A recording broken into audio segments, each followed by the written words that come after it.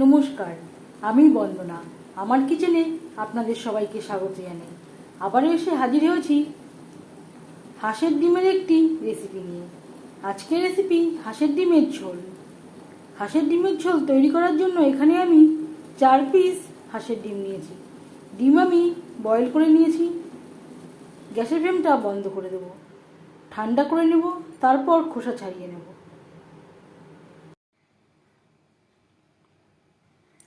ডিম আমি ঠান্ডা করে নিয়েছি। ডিমের থেকে খোসা ছাড়িয়ে নেব।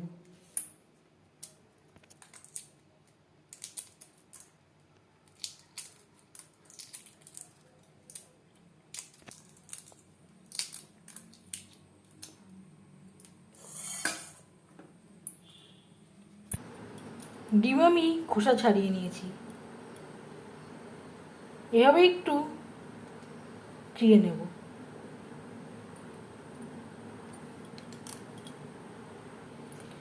বাড়িতে মাছ মাংস না থাকলে ডিমের ঝোল বা ডিমের ঝাল আমরা মাঝে মধ্যে তৈরি করে থাকি। তবে আমি কিভাবে হাঁসের ডিমের ঝোল তৈরি করি সেটা খুব সহজভাবে আপনাদের সাথে শেয়ার করব। এভাবে একটু প্রত্যেকটা ডিম তেল মশলা ঢোকার জন্য চিড়ে নেব।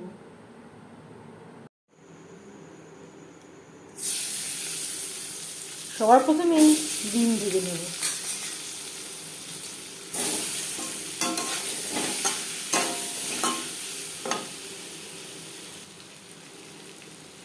দু চামচ সরষের তেল গরম করে নিয়েছি। তাতে অ্যাড করেছিলাম সামান্য পরিমাণে হলুদের গুঁড়ো, আর দিয়ে দেব লবণ।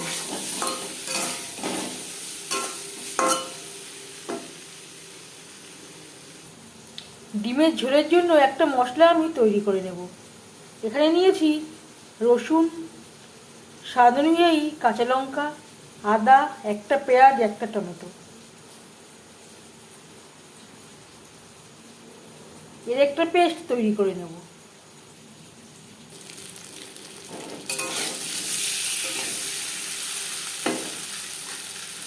ডিম ভাজা হয়ে গেছে, একটা পাত্রে উঠিয়ে নেব। এই রেসিপিটি আমি হাঁসের ডিম দিয়ে ট্রাই করছি। আপনারা পোলট্রি মুরগির ডিম দিয়েও ট্রাই করতে পারেন, আবার দেশি মুরগির ডিম দিয়েও ট্রাই করতে পারেন।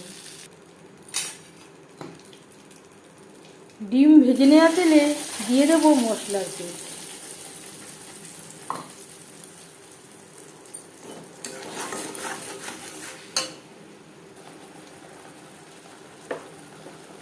আর লাগছে পরিমাণ মতো হলুদের গুঁড়ো, স্বাদ মতো লবণ,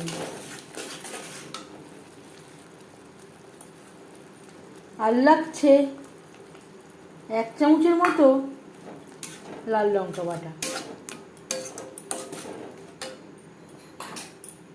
মশলা ধোয়া জল।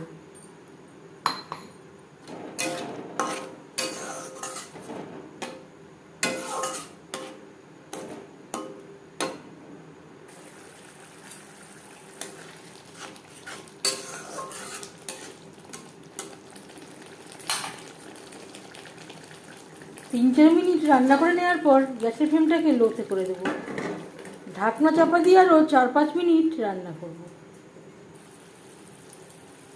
মশলা থেকে যখন তেল বেরোতে শুরু করে দেবে সেই পর্যায়ে দিয়ে দেব 1 চামচে 3/1 গরম মশলা পাউডার। এর মাঝে আমি 1-2 বার নাড়াচাড়া করে দিয়েছি।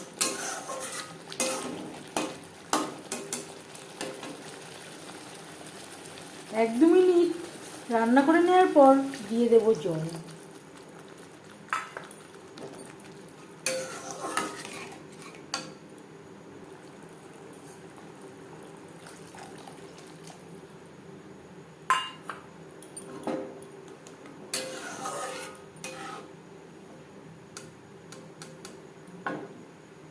গ্রেভি ফুটে ওঠা পর্যন্ত অপেক্ষা করব। আমি আর জিরে বা ধনের গুঁড়ো অ্যাড করলাম না। আপনারা চাইলে জিরে ও ধনের গুঁড়ো অ্যাড করতে পারেন। 3-4 মিনিট গ্রেভি ফুটিয়ে নেওয়ার পর দিয়ে দেবো ভেজে রাখা ডিম। গ্রেভির সাথে ডিম আরও 4-5 মিনিট রান্না করব।